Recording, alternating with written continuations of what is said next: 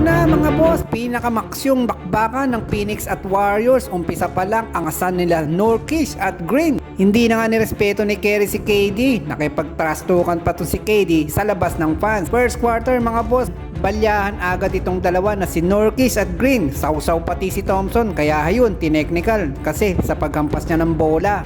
Gary Payton parang hindi nang galing sa injury. Nakapagtala pa to ng 5 puntos sa pagpasok nito at Stephen Curry 7 points sa first quarter with 3 points.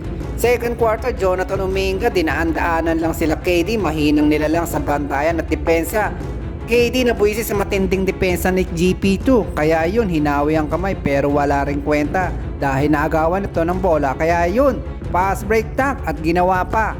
Dinagdagan pa ng alley-oop reverse dunk, 47-40 ang score na yan. Pero tumirada naman ng Phoenix Suns to 12-0 run sa pangunguna ni Kevin Durant. Pero di na natin pagtatagalin tong pinakamainit na nagko. Last 30 seconds, lamang ng 2 puntos ang Suns. Nadagdagan pa yan ni Booker ng pull-up jump, 112-110. KD, grabing depensa para kay Kuminga na pigilan yung attempt na dunk nito.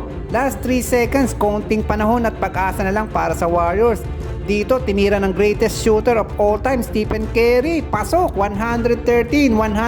Panalo ang Warriors sa bakbakang ito.